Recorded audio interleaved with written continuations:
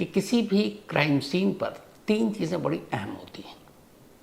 एक, उस crime scene की फर्श, दीवार और छत। अगर एक अच्छा जांचकर्ता या इन्वेस्टिगेटिंग अफसर होगा और या फिर फॉरेंसिक एक्सपर्ट और उस क्राइम सीन की इन तीन चीज़ों को ध्यान से अगर वो देखें अपनी नज़रों से, पार की नज़रों से, तो शायद कोई भी केस सुलझाया जा सकता है। जापान के 30 साल के एक शख्स को शायद ये बात पता थी, कहीं पढ़ी होगी या कहीं सुनी होगी, और उसने बस इसी एक यकीन पर वो किया जिसकी कहानी सुनकर आज पूरी दुनिया हैरान है। एक क्राइम सीन को उसने पूरे 26 सालों तक सिर्फ इसलिए सहेज कर रखा ताकि वो अपनी बीवी के कातिल को ढूंढ सके और उस कातिल को बेनकाब कर सके। इन 26 सालों में उसने उस क्राइम सीन को, जो एक अपार्टमेंट में, एक घर, एक फ्लैट जिसमें वो खुद किराए पर रहता था, बीवी के कत्ल के बाद उसने वो फ्लैट छोड़ दिया, लेकिन इस बात को तय किया कि इस फ्लैट में कोई दूसरा किराएदार ना आए। अब इसके लिए जाहिर है उसे रेंट देना होता। उसी अपार्टमेंट के करीब उसने एक दूसरा घर लिया और अपने 2 साल के बच्चे के साथ उस घर में रहने लगा। लेकिन जिस फ्लैट में उसकी बीवी का कत्ल हुआ था उसे उसने छोड़ा नहीं। ओनर ने कहा कि जब आप दूसरे फ्लैट में जा रहे हो तो इसे खाली कर दो। उसने कहा नहीं, ये फ्लैट मैं ही रखूँगा अपने पास किराए पर, और तब तक रखूँगा जब तक कि मेरी बीवी के कातिल का पता न चल जाए। साल दर साल गुजर गए। 26 साल तक वो शख्स उस फ्लैट के किराए देता रहा। इस दौरान लगभग 1.25 करोड़ रुपए उसने सिर्फ किराए के तौर पर भरा, एक इंतज़ार, एक उम्मीद में कि एक रोज़ यही किराए का घर, जो एक क्राइम सीन है, वहाँ से कोई ना कोई एक ऐसा सबूत मिलेगा जिससे उसकी बीवी के कत्ल का खुलासा हो जाए। और उसका यकीन गलत नहीं था। 26 साल लगे लेकिन कातिल पकड़ा गया, और उसकी वजह सिर्फ ये थी कि उस क्राइम सीन को कभी उसने बदलने नहीं दिया। उस फ्लैट में जब कत्ल हुआ और तब कत्ल के दिन उस कमरे की जो हालत थी, वहाँ जो सामान जैसे रखा हुआ था, उसने एक भी चीज़ नहीं छेड़ी। हाँ, कत्ल के बाद जब पुलिस आई, टीम आई, उन्होंने जो कुछ भी जांच की, देखा, चले गए।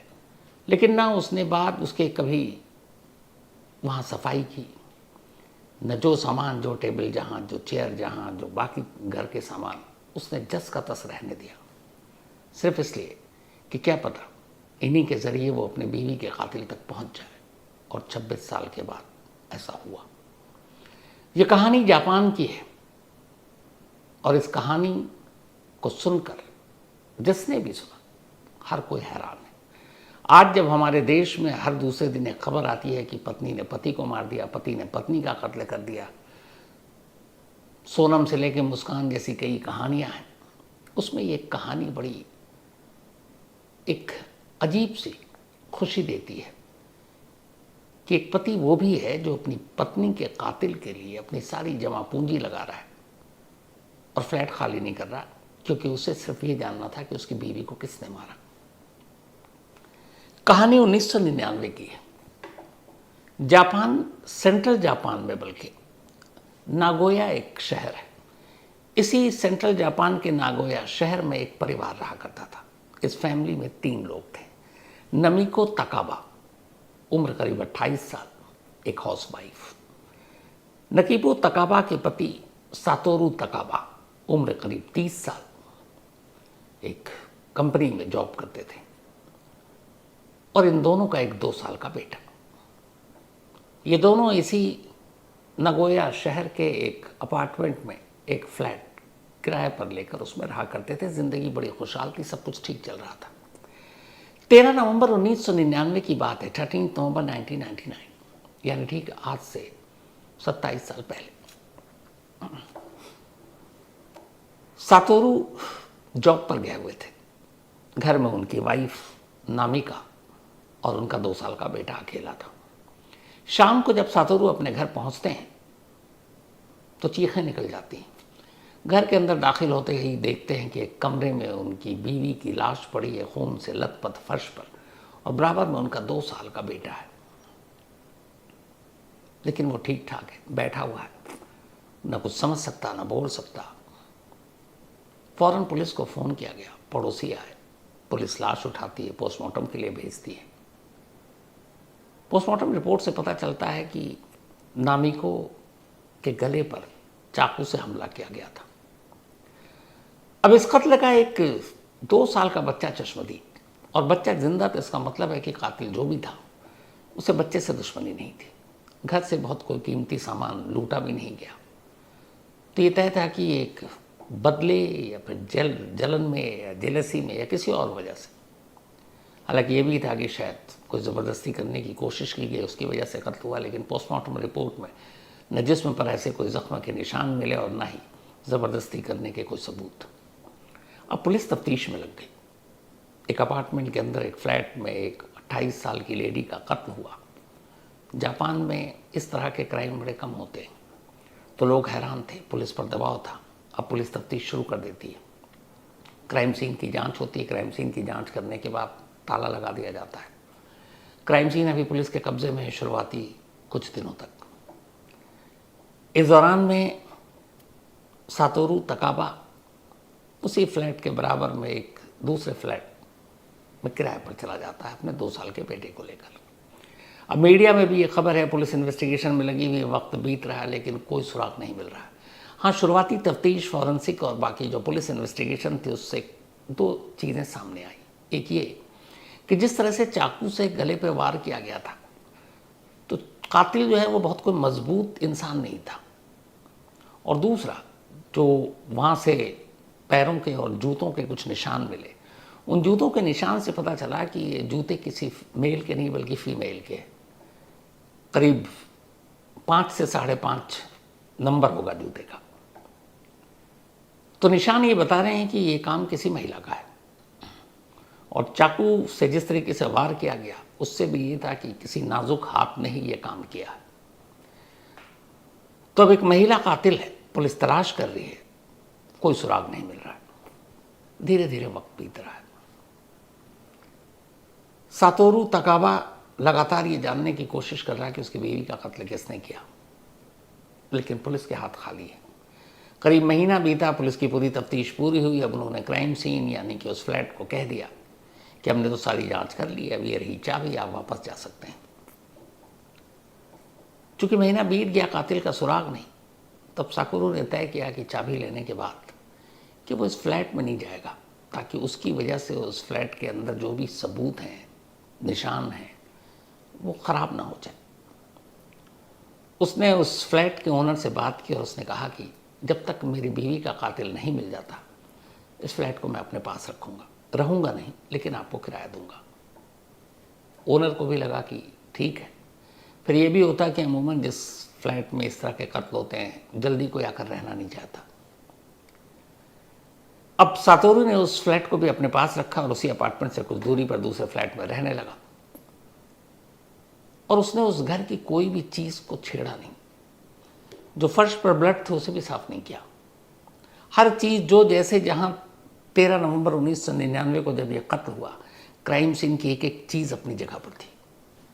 क्योंकि सातोरू को पता था कि अगर पुलिस आज या कल नाकाम रही तो कभी ना कभी ऐसा एक दिन आएगा जब क्या पता टेक्नोलॉजी नहीं होगी, बहुत सारी चीज़ें होंगी, डीएनए टाइप की चीज़ होगी, जब ज़्यादा होगी तो उसकी बीवी का कातिल मिल जाएगा। मैं इसी यकीन के साथ वो किराया भरता रहा, पुलिस कोशिश करती रही, कातिल मिला नहीं। अलग अलग दौर में 1999 के बाद से अलग अलग इन्वेस्टिगेटिंग अफसर आए।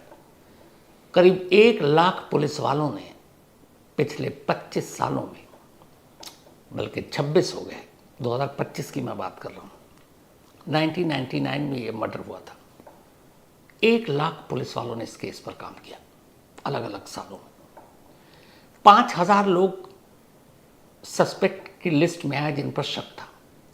उन सभी से पूछताछ की गई, उनमें से तमाम लोगों के डीएनए भी लिए गए। लेकिन 1999 या 2000, अर्ली 2000 में ये वो दौर था जब डीएनए और फॉरेंसिक आम नहीं थी। तो तब पुलिस अपने मुखबिर पर, फिंगरप्रिंट्स पर, ब्लड ग्रुप पर, इन्हीं चीज़ों पर डिपेंडेंट थी। उस कमरे से जो ब्लड मिला था, जो ब्लड के निशान मिले थे, उनमें एक तो नामिको तकाबा से मिल गया, उन्हीं का ब्लड था, पर उस कमरे में एक जगह पर ब्लड के कुछ और निशान मिले। वो ब्लड मरने वाली का नहीं था। इसका मतलब है कि वो ब्लड कातिल का था और कत्ल करते वक्त शायद कातिल के हाथ में भी चाकू से चोट लगी और खून बहरा, और वो खून शायद उसी फर्श पर गिरा। तो उस ब्लड को जब टेस्ट किया गया तो पता चला कि वो बी ग्रुप का ब्लड है। तो पुलिस के पास सिर्फ इतनी जानकारी है कि कातिल कोई महिला है, क्योंकि शूज़ के निशान महिला वाले थे, और जो ब्लड के निशान मिले मकतूल के अलावा जिनका कत्ल हुआ वो बी ग्रुप वाले, यानी कि कातिल का ग्रुप जो है ब्लड का वो बी है। इसके आगे जानकारी नहीं। सीसीटीवी कैमरा और ये सब 1999 में इतना आम था नहीं, कोई चश्मदीद नहीं था। अब पुलिस तफ्तीश कर रही है। 1 लाख पुलिस वालों ने इन सालों में इस केस पे काम किया। 5000 से ज़्यादा लोग शक के घेरे में आए। साल दर साल बीतता गया, कातिल का सुराग नहीं मिला। जब खुद सातोरी तकाबा का सब्र का बांध टूटने लगा तब उसने फिर बरसों बाद एक लगातार कोशिश तो कर ही रहा था। अब उसने पंफलेट बांटने शुरू कर दिए उस अपार्टमेंट के इर्द गिर्द और इस नागोया शहर के तमाम जगहों पर, मीडिया हाउसेस के बाहर, न्यूज़ चैनल के बाहर, पुलिस स्टेशन के बाहर, कि अगर किसी को उसकी बीवी के कातिल के बारे में ज़रा सी भी जानकारी हो तो मदद करे। यहाँ तक कि उसकी इस कोशिश को देखकर नागोया पुलिस का भी दिल पसीजा। खुद नागोया पुलिस ने रिवॉर्ड घोषित कर दिया कि अगर नामिको तकाबा के कातिल का कोई सुराग देगा तो उसे इनाम दिया जाएगा। इस पैम्फलेट बांटने के चक्कर में कई बार वो मीडिया के पास गया सातोरू कि हमारी बीवी के केस को अब फिर से जिंदा करें, बीच बीच में बताते रहें, क्या पता कोई सबूत मिल जाए, कोई सुराग मिल जाए, कोई चश्मदीद मिल जाए। मीडिया पर भी खबरें आने लगी, अखबारों में भी चलती, सब चलती, लेकिन कातिल नहीं मिलता। करते करते 26 साल बीत गए। 1999 13 नवंबर को यह कत्ल हुआ और अब 2025 आ गया। 2025 आ गया। अब जापान पुलिस ने इस केस को बंद भी नहीं किया, लेकिन कोल्ड केस की कैटेगरी में डालकर छोड़ दिया। एक होता केस क्लोज करना कि कोई सबूत नहीं मिला, कुछ नहीं मिला तो हमेशा के लिए बंद। एक होता कोल्ड केस कि ठीक है यार, हमने इस पर बहुत काम किया पर अभी इसको ठंडे बस्ते में डाल देते हैं, अगर कभी कोई सबूत या सुराग मिला तो इसको दोबारा खोल लेंगे। तो इसको कोल्ड केस की कैटेगरी में डालकर अब नागोया पुलिस भी इसे धीरे धीरे भूल रही है। लेकिन साल में कुछ महीने ऐसे आते जब फिर सातोरू तकाबा पुलिस स्टेशन पहुंच जाता, मीडिया के पास पहुंच जाता, पंफलेट बांटने लगता। तो उसकी इस कोशिश का नतीजा था कि 26 सालों में नागोया पुलिस इस केस को सुलझा तो नहीं सकी। 1 लाख पुलिस वाले कुछ नहीं कर पाए। लेकिन नामिको के पति ने इस केस को मरने नहीं दिया, अपनी कोशिशों से जिंदा रखा। उसका 2 साल का बेटा अब 24 साल का हो गया था। जब बेटा बड़ा हो रहा था, या बेटा जब 2 साल का था, तब भी उससे पुलिस ने पूछताछ करने की कोशिश की, लेकिन वो मासूम छोटा सा 2 साल उम्र क्या बताता। उसे तो ये भी नहीं पता होगा कि कत्ल क्या चीज़ है, कातिल किसे कहते हैं। चश्मदीद होने के बावजूद वो कुछ बता नहीं पाया। अब वो बेटा 24 साल का हो गया। 2025 की तारीख आ गई, 26 साल हो गए उसकी माँ के कत्ल को, कातिल का पता नहीं। तभी एक करिश्मा होता है। 2025 30 अक्टूबर 30 अक्टूबर 2025 एक लेडी, एक महिला नागोया के पुलिस स्टेशन में पहुंचती है और वहां जाने के बाद पुलिस से कहती है कि उसका नाम कुमिको यासु फुफू है। कुमिको यासु फुफू की उम्र थी करीब 69 ईयर, 69 साल। वो कहती है कि मुझे इस हाउस स्टेशन या पुलिस स्टेशन के सीनियर अफसर से बात करनी है। सीनियर अफसर मिलता है, बिठाता है, उसके सामने बैठती है और अपना परिचय देती है। कहती है मेरा नाम कुमिको यासु है और मैं सरेंडर करने आई।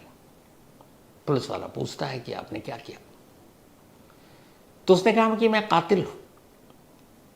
मैंने 26 साल पहले एक कत्ल किया और जिसका कत्ल किया उसका नाम है नामिको तकाबा। ये सुनते ही पुलिस वाला हैरान। एक केस जिस पर 1 लाख पुलिस वालों को लगाया गया, 5,000 से ज़्यादा सस्पेक्ट, पुलिस उसे सुलझा नहीं पाई।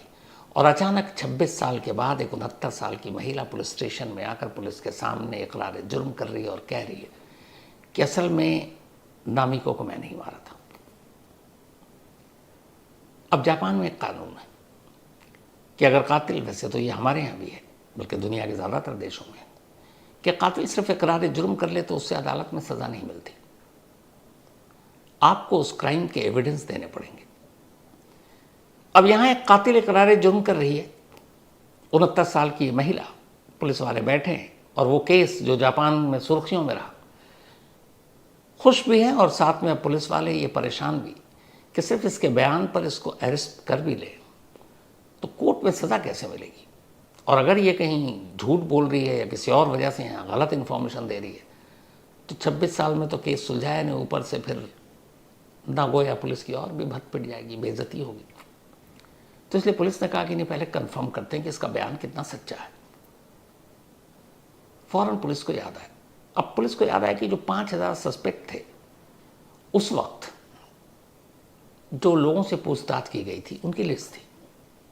जब उस लिस्ट को खंगाला गया 26 साल पुराने, तो पुलिस ने देखा हाँ, कुमुको यासुफुफु का नाम उसमें है और इससे पूछताछ हुई थी।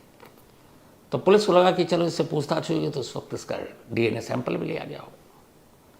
जब सैंपल की लिस्ट निकाली गई तो पता चला कि नहीं, पूछताछ तो हुई थी लेकिन इसका डीएनए सैंपल नहीं लिया गया था। अब पुलिस वालों की लापरवाही थी और उस वक्त डीएनए को लेकर इतनी सोच बड़ी नहीं थी। तो अब क्या करें, अब कैसे साबित करें कि ये कातिल है? क्राइम सीन पर इसकी मौजूदगी तो दिखाना है।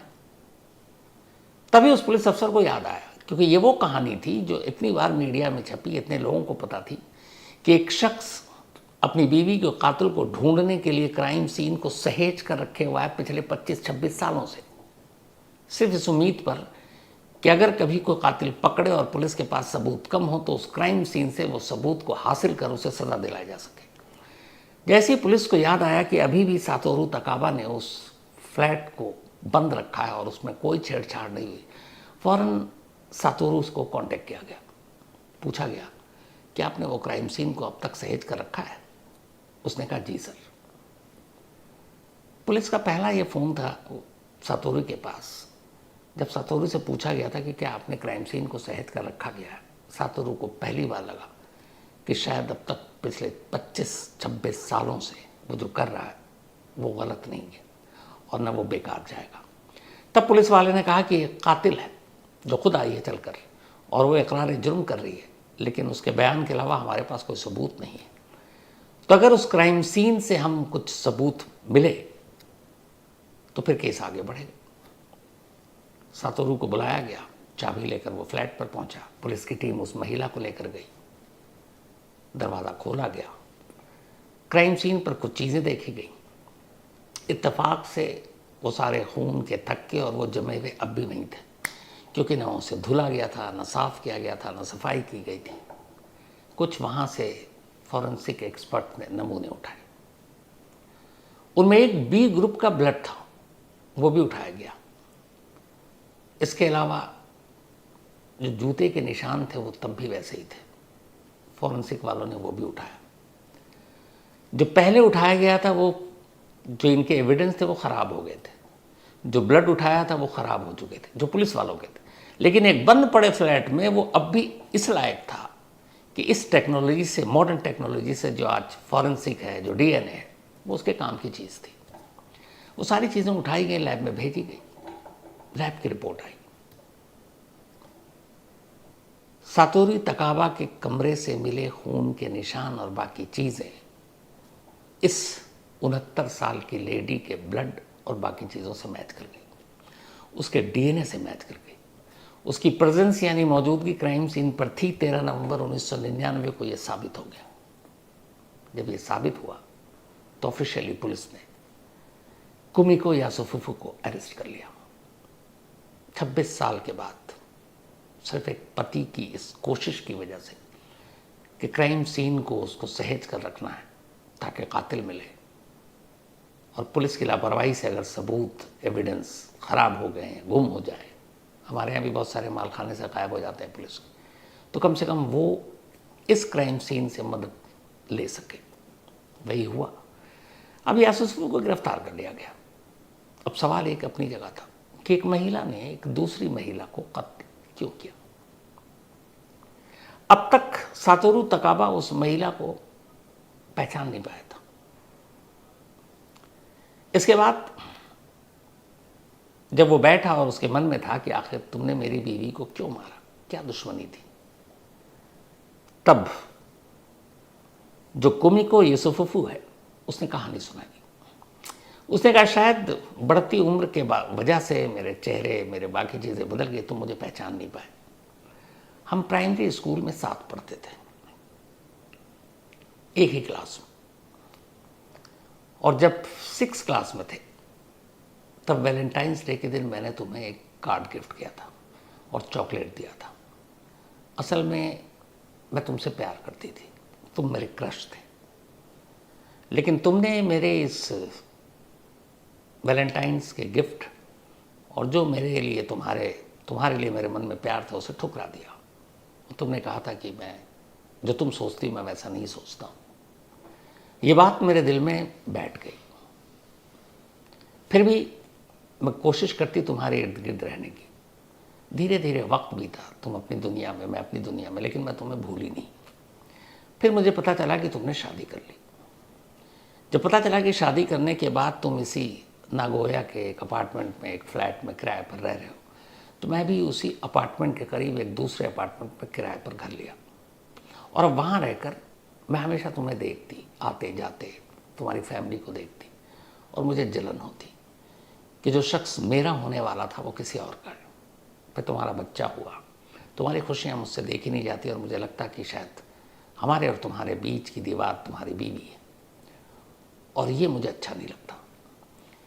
तो मैं कोशिश में थी कि क्या करूं कि तुमको वापस पाऊं।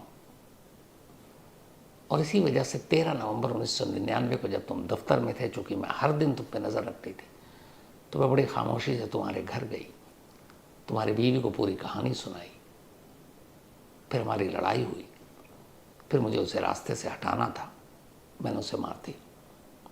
मारने के बाद मैं वहाँ से निकल गई। मुझे पता था मुझे किसी ने नहीं देखा।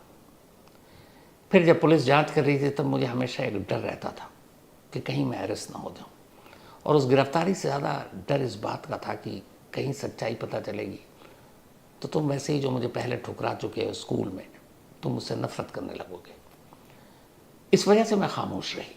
लेकिन हर साल जब भी 13 नवंबर की तारीख आती मैं और डर जाती, क्योंकि यही वो दिन था जब मैंने कत्ल किया था। फिर धीरे धीरे वक्त बीता, 25-26 साल बीत गए। मुझे लगा अब क्या, अब ये केस कभी सुलझेगा नहीं। बट मुझे ये भी पता था तुम्हारी कहानी मीडिया के ज़रिए कि तुमने एक फ्लैट अलग से किराए पर लिया, वहाँ अपने बेटे के साथ रहते हो। ये भी पता चला कि इन 25 सालों में तुमने दूसरी शादी नहीं की, यानी तुम अपनी बीवी से प्यार करते थे। ये सारी चीज़ें धीरे धीरे मेरे अंदर एक गिल्ट बन गई। मुझे अफसोस होने लगा, मुझे अपने आप से नफरत होने लगी। फिर ये भी पता था कि तुमने उस फ्लैट को छोड़ा नहीं, उसे अब तक किराए पर रखा। मीडिया में ये भी पढ़ा कि शायद अब तक तुम US डॉलर में कहें तो अराउंड $1,45,000 और जापानी करेंसी में कहें तो 22 मिलियन 22 मिलियन येन इन 25 सालों में उस किराए के तौर पर भर चुके हो। तो जब ये सारी चीज़ें धीरे धीरे पता चली और हर 13 नवंबर मुझे एक डर रहता, तब मैं 69 की हो गई, तो मेरे दिल ने गवारा नहीं किया। इसीलिए एक रोज़ इस डर को दूर करने और पश्चाताप करने के लिए मैं खुद ही थाने चली गई और अपने आप को सरेंडर किया। इस वक्त कुमिको यासुफुफु जेल में है, और सातोरू तकाबा को इस बात का अफसोस है कि जिस फ्लैट को उसने 25-26 सालों तक किराए पर रखा सिर्फ अपनी बीवी के कातिल को पकड़ने के लिए, पकड़वाने के लिए, वो कातिल खुद उसकी अपनी दोस्त निकलेगी। वो खुद हैरान है। अब ये केस सुलझ गया। जब केस सुलझा, शुरुआत की कुछ नवंबर 2025, 26 साल के बाद 1999 में ये कत्ल हुआ था और 2025 सातोरू तकाबा ने आखिरकार उस फ्लैट को खाली कर दिया, क्योंकि उसका मकसद पूरा हो चुका था। उसकी बीवी की कातिल बेनकाब हो चुकी थी, उसे और उसके बेटे को इंसाफ मिल चुका था। ये कहानी नसीहत देती है कि क्राइम सीन की क्या अहमियत होती है। वो 25-26 साल बाद भी कोई ना कोई ऐसा सुराग अपने अंदर से बाहर ला सकती है जिससे केस को सुलझाया जा सकता है। इसीलिए शुरू में कहा था कि एक बहुत बड़े इन्वेस्टिगेटर ने कहा था, जिनकी बहुत सारी किताबें पब्लिश हुई, कि अगर क्राइम सीन में सिर्फ एक अच्छा पुलिस वाला दीवार, छत और फर्श को गहरी नज़रों से देख ले, वहाँ की हर चीज़ को परख ले, तो फिर किसी भी क्राइम को सुलझाना मुश्किल नहीं है। तो ये थी आज की कहानी। अब आपसे मुलाकात